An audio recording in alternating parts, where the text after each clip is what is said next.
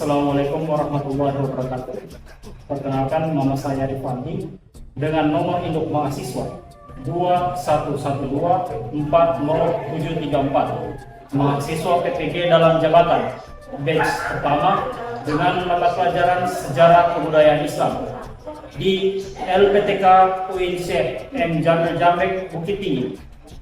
Hari ini saya akan mengambil video praktek pembelajaran ujian kinerja UMPPG pada kelas 10 dengan tema Khulafaur Rasyidin. Selamat menyaksikan. Wassalamualaikum warahmatullahi wabarakatuh.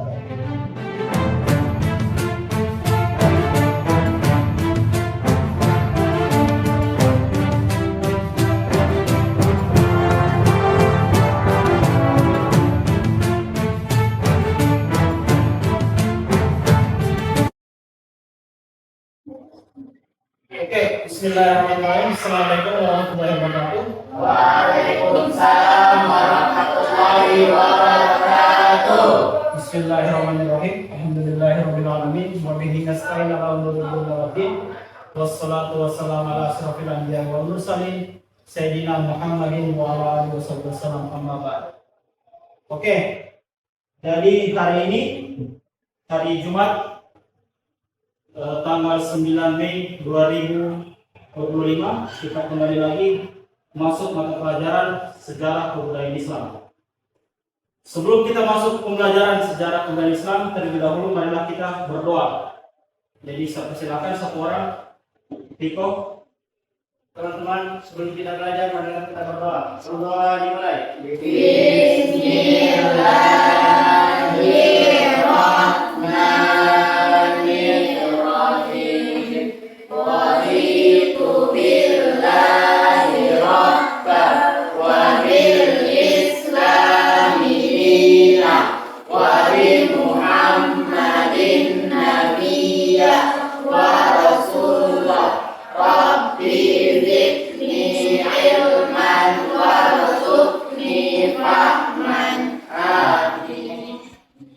Oke, jadi semoga dengan doa tadi pembelajaran kita hari ini berjalan lancar dan tidak ada hambatan satu apapun.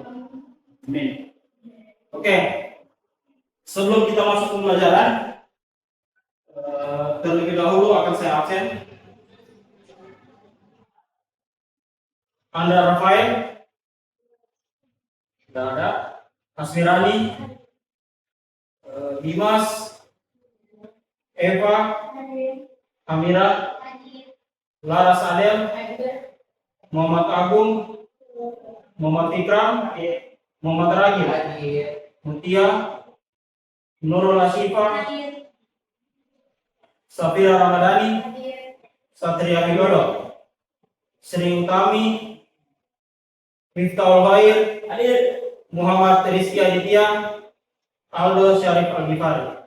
Oke, jadi ada beberapa siswa yang berhalangan hadir untuk pada siang hari ini. Oke, kita lanjut. Oke, hari ini materi kita tentang Khulafaur Rasyidin. Jadi sebelumnya kita sudah beberapa pertemuan, kita sudah membahas tentang Khalifah Abu Bakar, Khalifah Umar bin Khattab, dan Khalifah Utsman bin Affan. Untuk mengulang atau mengingatkan kembali kalian tentang apa tujuan kita mempelajari Khulafaur Rasyidin ini. Jadi inilah tujuan kita mempelajari Khulafaur Rasyidin. Coba Hamira bacakan apa menjadi tujuan pembelajaran kita tentang Khulafaur Rasyidin. Mengidentifikasikan kontribusi dan kebijakan penting masing-masing khalifah dalam memperluas wilayah serta memperkuat pemerintahan Islam. Mutia. Menganalisis tentang yang dihadapi oleh para khalifah dan bagaimana mereka menyelesaikannya berdasarkan nilai-nilai Islam. Aldo, coba Aldo, apa Aldo? Menunjukkan sikap teladan seperti kesimpulan, keadilan, tanggung jawab, dan musyawarah dalam kehidupan sehari-hari. Oke, jadi itulah tujuan pembelajaran kita tentang Khulafaur Rasyidin. Berhubung ini sudah pertemuan yang kita kayak berapa? Yang keempat kali. Jadi kemarin kan sudah dibagi menjadi beberapa kelompok. Ada kelompok tentang Abu Bakar As-Siddiq, ada tentang Umar bin Khattab, ada Utsman bin Affan dan Ali bin Abi Thalib. Untuk pertemuan kita yang sekarang ini, kita akan membahas tentang Khalifah Ali bin Abi Thalib. Sebelum kita masuk ke pemaparan atau materi tentang Ali bin Abi Thalib, sebelumnya saya ingin bertanya dulu tentang materi kita sebelumnya. Baik itu materi tentang Abu Bakar, Umar, dan Utsman. Oke. Yang pertama, kemarin kan kita sudah membahas bahwa proses kepemimpinan Khalifah Abu Bakar As-Siddiq itu berlangsung kurang lebih selama 2 tahun. Salah satu yang dibahas atau salah satu yang menjadi pokok permasalahan Khalifah Abu Bakar adalah adanya nabi palsu. Pertanyaannya, siapakah yang menjadi atau orang yang mengaku dirinya sebagai nabi palsu? Kira-kira siapa yang bisa menjawab? Oke, Radin, siapa yang menjadi? Musailama al-Kadzab. Oke, Musailama al-Kadzab. Beri tepuk tangan buat Radin. Oke, itu tentang Abu Bakar As-Siddiq. Jadi yang menjabat sebagai khalifah selama 2 tahun, dan salah satu permasalahan yang dihadapi adalah nabi palsu. Kita lompat ke khalifah setelah Abu Bakar, yaitu namanya Umar bin Khattab. Pertanyaannya, kira-kira berapa lama Khalifah Umar bin Khattab itu menjabat sebagai khalifah? Oke, Mutia. 10 tahun. Beri hapus lagi buat Mutia. Oke. Khalifah Umar bin Khattab menjabat sebagai khalifah kurang lebih selama 10 tahun. Dari 634 Masehi sampai dengan 644 Masehi. Perlu digarisbawahi lagi, Umar dan Abu Bakar ini selain merupakan sahabat Nabi, juga merupakan mertua dari Nabi Muhammad SAW. Oke, setelah Abu Bakar, Umar, kita masuk ke Utsman.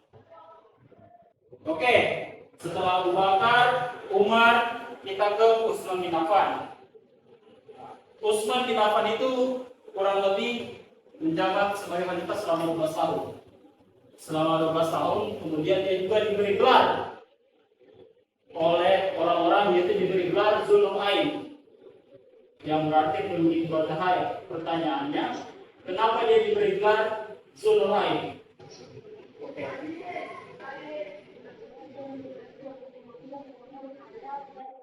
Oke, bertentang lagi. Ya, jadi itulah tadi sedikit pertanyaan pemantik terhadap materi-materi kita sebelumnya, baik itu tentang Abu Bakar, Umar, dan Utsman bin Affan. Oke, jadi sekarang kita akan ke kelompok kemarin yang masing-masing. Oke, jadi masing-masing sudah duduk sesuai kelompoknya. Ada kelompok Abu Bakar, Umar, Utsman, dan Ali. Nah, hari ini kan kita akan memaparkan dari materi kelompok Ali bin Abi Thalib. Sebelum kita persilakan kelompok 4 maju memaparkan materinya, saya perlihatkan kepada kalian dulu video singkat tentang Khalifah Ali bin Abi Thalib. Jadi saya harap kalian semua fokus ke video yang saya putar di depan. Oke? Oke. Selamat menyaksikan.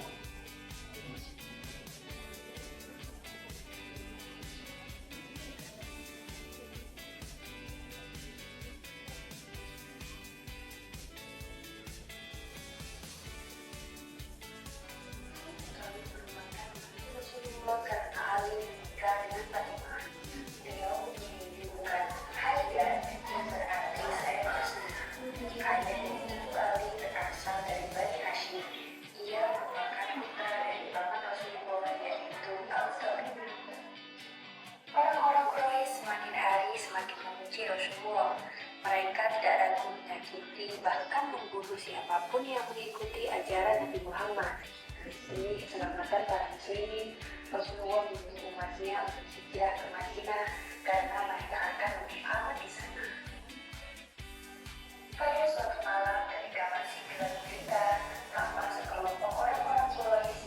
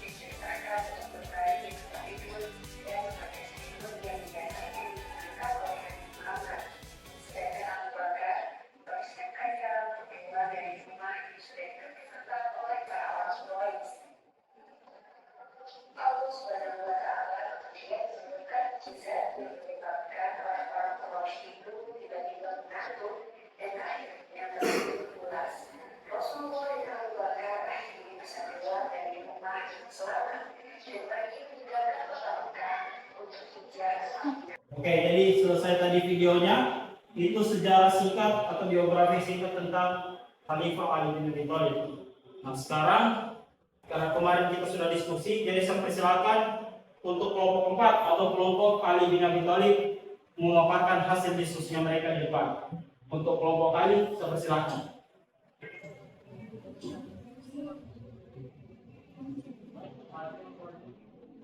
Assalamualaikum warahmatullahi wabarakatuh. Waalaikumsalam warahmatullahi wabarakatuh. Saya dari kelompok 4 ingin memaparkan materi tentang biografi lengkap Ali bin Abi Thalib. Nama, nasab, dan kelahiran.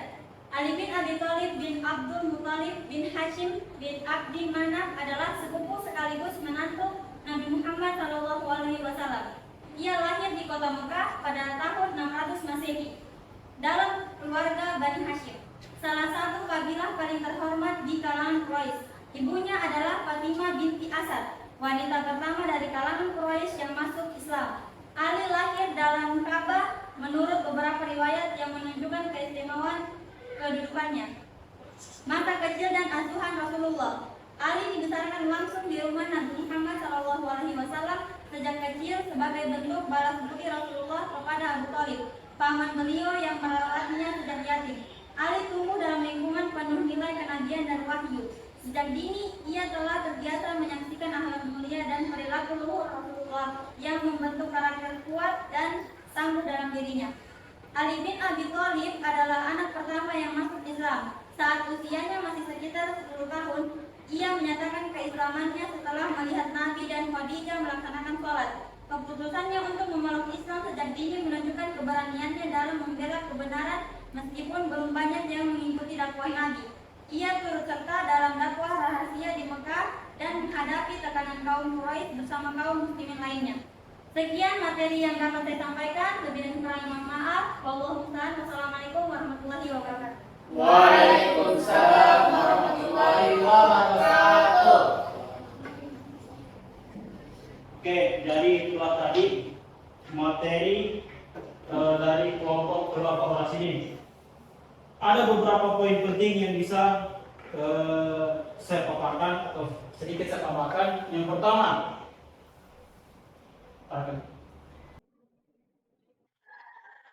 pada masa Khalifah Ali bin Abi Thalib itu terjadi yang namanya dua perang saudara antara sesama umat muslim. Yang pertama namanya ialah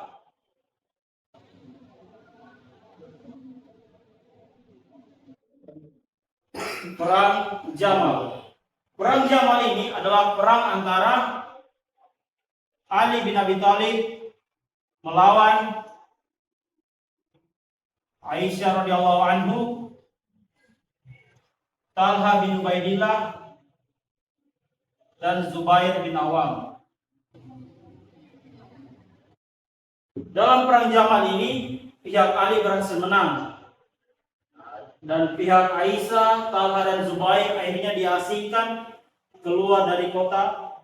Dan muncullah aliran pada saat Aisyah dan berhasil dikalahkan Aisyah Talha ini, muncullah sebuah aliran yang bernama Khawarij.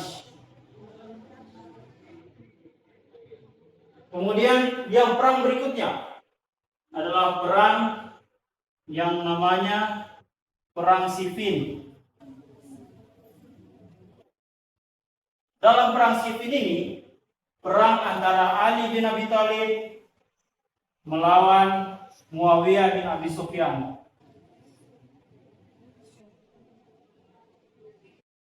Dalam perang ini, pihak Ali juga berhasil menang, akan tetapi muncul keraguan yang kemudian akhirnya berhasil membuat proses kepemimpinan Ali bin Abi Thalib itu goyang. Pada perang Jamal, perang ini menuntut yang namanya Ali itu segera mengutus atau mencari tahu siapa yang menjadi pembunuh dari Khalifah Utsman bin Affan. Nah, kalau perang Siffin, mereka menuntut untuk bahwa Ali itu turun dari jabatannya, karena bagi mereka itu kayak tidak pantas Ali menjabat posisi sebagai khalifah. Oke. Jadi tadi setelah pemaparan dari Khulafaur Rasyidin, terus nambah juga sedikit penguatan kepada kalian. Nah, sekarang saya akan mengadakan assessment singkat sejauh mana kalian memahami tentang materi Khulafaur Rasyidin ini. Jadi saya akan berikan sedikit pertanyaan singkat dari Khalifah yang pertama, yaitu Abu Bakar As-Siddiq, sampai yang tadi yang terakhir, Khalifah Ali bin Abi Thalib. Oke.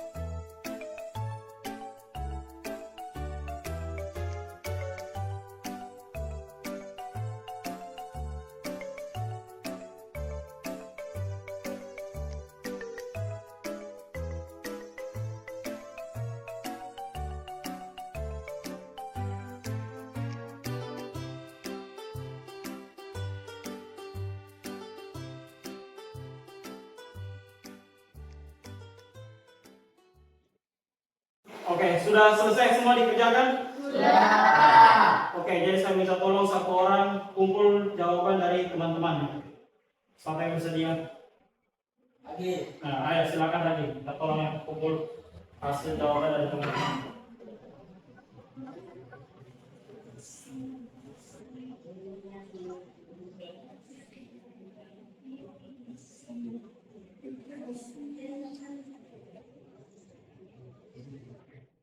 Oke, terima kasih.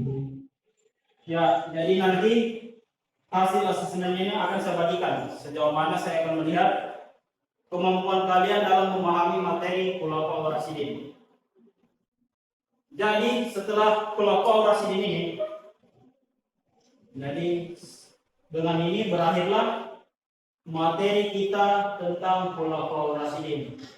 Jadi insya Allah minggu depan, kalau kita umur panjang, insya Allah kita ketemu lagi, kita akan membahas materi berikutnya tentang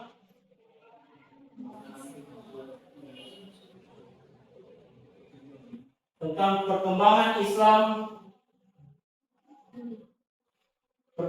Islam pada masa Bani Umayyah bin Bastus. Bisa semuanya? Bisa.